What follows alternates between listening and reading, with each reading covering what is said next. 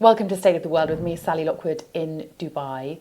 As the year draws to a close, 2025, it's hard living here in the Middle East not to reflect on what's happened in Israel and Gaza this year. I know a lot of people are sick of hearing about it. I hear it regularly, but it's so important, not least because of all the stuff that's happening there, but also how it's being felt in the wider region.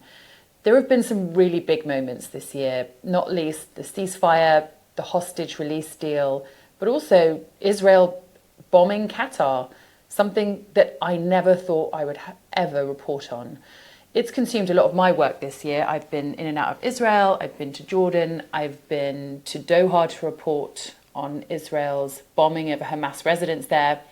But I've not been to Gaza because international journalists are still not allowed in. The closest I've got is on an aid drop flight over Gaza, where I saw the utter devastation on the ground. To reflect on this year and where we are now, I'm going to be speaking in this episode to Danny Seidman, an Israeli lawyer.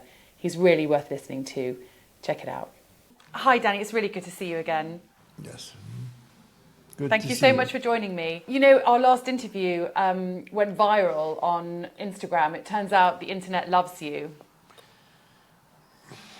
At least somebody does. Well, listen, it's really great to have you on at the end of what has been an enormous year. When you look back at 2025, Danny, at what's happened in Israel and in Gaza, so much has happened. The ceasefire, obviously months and months and months of bloody war, and the hostage deal. When you look back at 2025, how do you feel? Despair, disbelief, and disorientation, especially now. First of all, we in Israel have continued to discover what has become of us, which is one of the most difficult things. Had you asked me 2 years ago, is Israel capable of acting and committing the atrocities that we've committed in Gaza? Are we capable of doing that? I would have said, of course not. And one of the most difficult things to process is recognizing what has become of Israel over the years. There is a sense that Israel is morphing internally into the kind of society that one cannot be proud of. We have a prime minister who is using all of his powers and authorities to carry out an assault on all of the foundations of Israeli societies, whether it's the courts, the press, public opinion, opposition. It is an across-the-board assault to delegitimize all of that in order to guarantee his personal political survival. And the damage is enormous, and it's not done. I believe that Netanyahu is posing a grave existential threat to the viability of the Third Jewish Commonwealth. Israeli society is fighting back. The elites are rising up and fighting back, but this battle is far from over. And then you see the conflict, which appears to be as hopeless as ever. Just now, over the past few days, we're witnessing something that we all knew was coming, and that was, what would the people of Gaza have to endure during winter? And there have been heavy winter storms, and it's just compounded the suffering exponentially. So it's difficult to find positive things to latch onto. There are some, but it's difficult. Danny, when I was in Jerusalem on one of my visits this year reporting, I met people there who thought the opposite of you, who are still extremely supportive of Netanyahu, who thought that the actions of the Israeli military in Gaza were justified, and a lot of the atrocities that we were hearing about were all lies. When you talk about the despair and disorientation you feel now as an Israeli, how many people in Israel feel like you do? I would distinguish between the question of support to Netanyahu and owning up to what Israel has done in Gaza. I believe that a majority of Israelis are now aware of how destructive Netanyahu is. He's behind in all of the polls. But beyond that, he appears to have lost the support of all of the elites of Israel, regardless of how you interpret elite. The captains of industry, the shapers of Israeli culture, the judiciary, the military, the intelligence community. Netanyahu enjoys the support of his cult, which is not any longer Likud. There are decent people in the Likud who have seen what's happening and have bolted and have left. His power depends on his political base, the cult, the ultra-Orthodox, who never had it so good and are milking the Israeli taxpayer for everything they're worth, and the extreme ultra-nationalist, often racist right. He's lost everybody else. Does this amount to an alternative government? That's not entirely clear, but the path for him to be reelected appears to be extremely remote. I differentiate between that and Israel recognizing, Israelis recognizing what we have done in Gaza.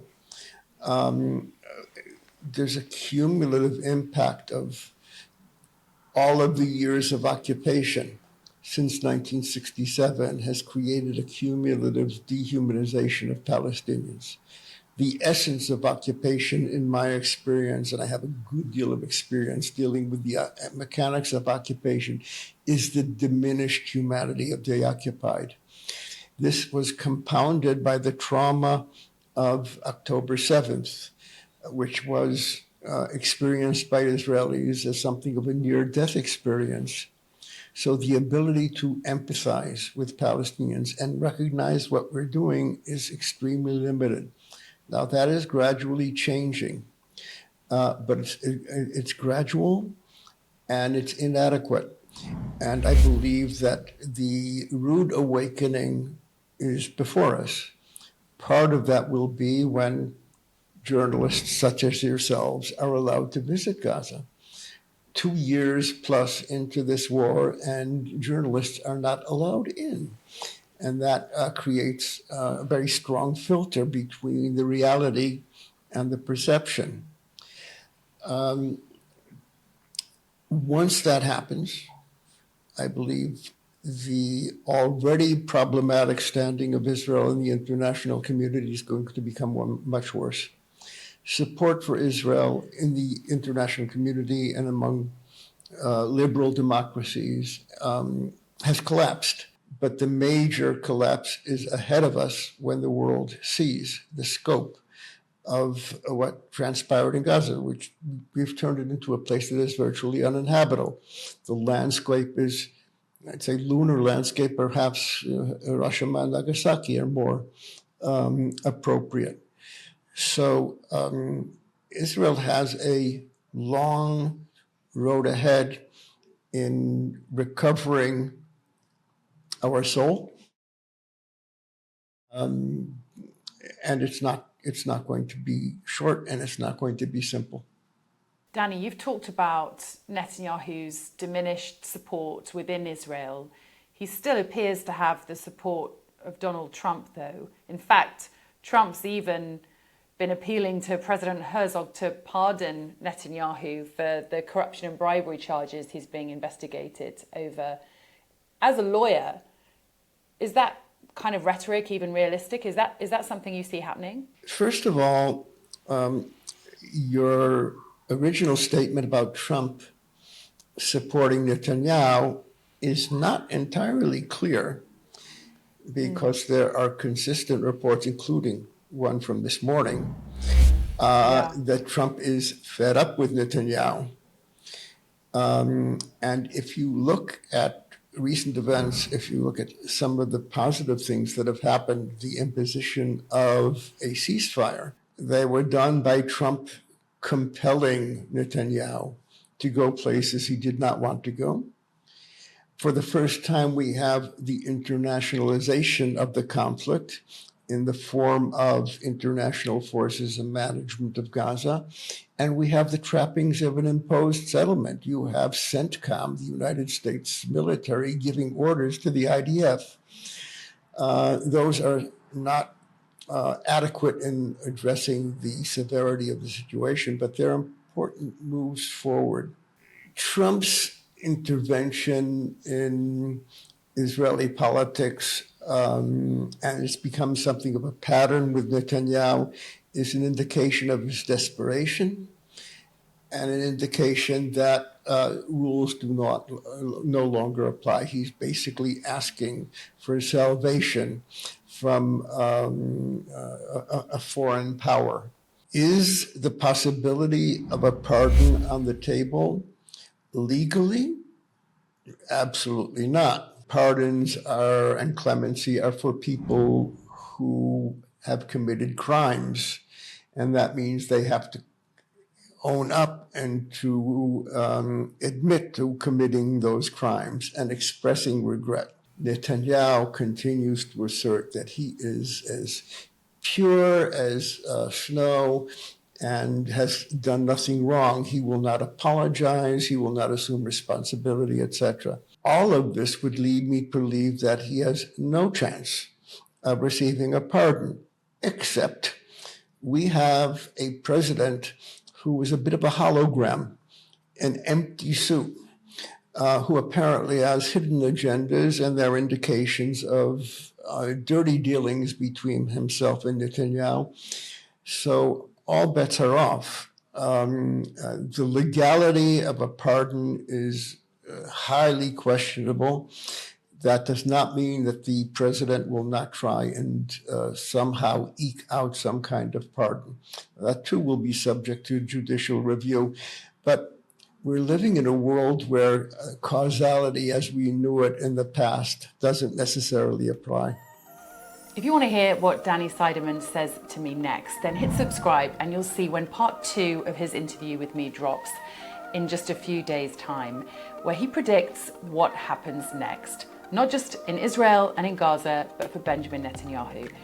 It was pretty interesting, and he didn't say what I expected. Thanks so much for watching.